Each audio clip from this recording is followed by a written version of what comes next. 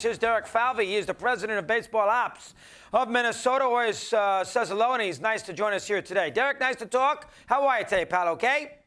I'm doing okay. We've had a good start here. It's fun to see our guys out there on the field, and it's been good. Good to see you. Well, first off, the pitching. That's the most important thing. We know you can hit. My goodness. Minnesota's got a great offensive team, but Maeda and obviously Rich Hill. The pitching's the key. Two big acquisitions, and what a job they did against the Indians. Derek, let's talk that first. Go ahead.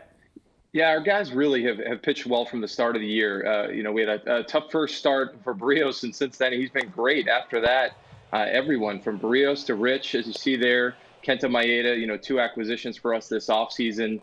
Everyone's really pitched in. And then yesterday having a bullpen game, go all the way through and hold that Indians team. It's a good baseball team. We know that well. Hold them and to win 3 of 4 here and win each of our series so far this year has been a great start.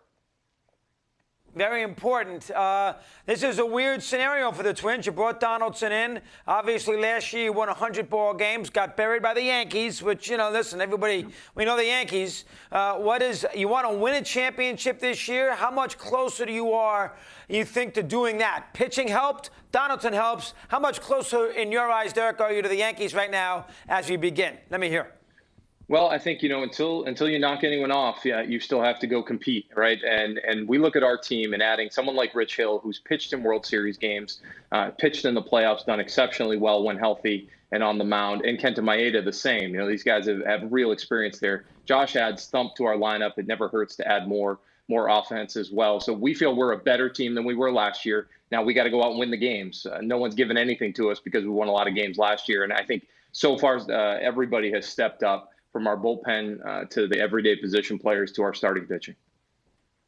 All right, Nelson Cruz, boy, he doesn't get old. I'll tell you, he was 40 years of age. He's been tremendous. I know he's, a free agent after the year. You got to take it year by year when you're 40 years of age.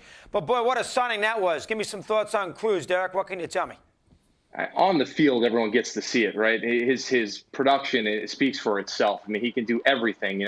Grab a hit the other way when he needs it, and obviously it hit plenty of long balls. That's never an issue for him. But what he does in our clubhouse, his leadership, the way he's gone about this, even during this pandemic time and trying to adhere to protocols, he's been a leader in that space for us. So, as you said, 40 years old, he doesn't seem like he's getting any older. So we're thrilled to have him, and we hope we continue to have him going forward. All right, precautions with the Cardinals. They were in Minnesota when, now they got issues with some players here. I'm sure you fumigated that ballpark and got everybody tested. Give me a little rundown on that scary aspect playing the Cardinals last week and what it meant this past weekend. Go ahead.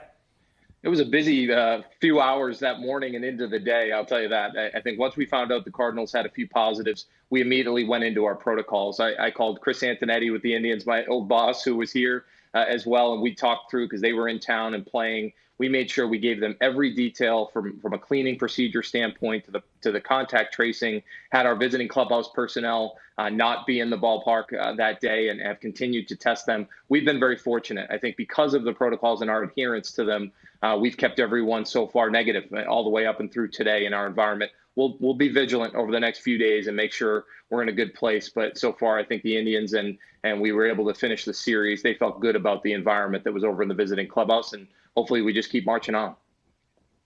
There you go. If you get through the Yankees, listen, I know we're way down the road. You got a lot of work to do just to get to that point. But if you beat the Yankees in a series this year and, get to a big spot in late October, in your eyes, how authentic would it be with the 60 games, Derek? What's your take on that?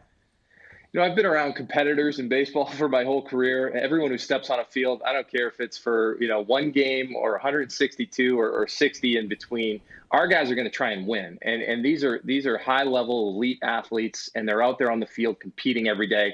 I would argue we may be facing more adversity this year than you would in a traditional season. 162 games is a long season, no question. But what we're dealing with every day here, the testing, trying to make sure we're staying safe, new clubhouses, not using our weight rooms and training rooms the same way. If whoever gets crowned the champion at the end of this year, whoever it is, has persisted through a great deal of adversity, and I'll tip the cap, and I hope it's us. Excellent. All right, White Sox last week, that road trip, you felt like the ball club sequestered properly. You got more road trips to follow. That first one went pretty well. You won 2 out of 3. Give me some thoughts. Let me hear.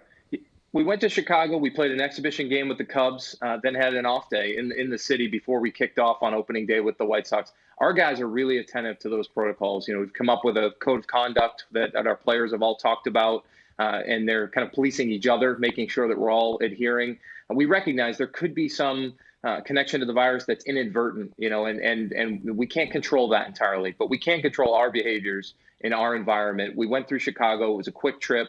I think everyone did their jobs, got back home. Now we go on a longer road trip, have a chance to go to Pittsburgh, Kansas City, and Milwaukee. So that'll be a tougher stretch for us, and we'll have to just stay really, again, vigilant with respect to compliance with the protocols. Good job. Good start, Derek. We'll talk again. Appreciate a few minutes here today. Good luck. Thanks very much. Thanks for having me on, Chris. Have a great day.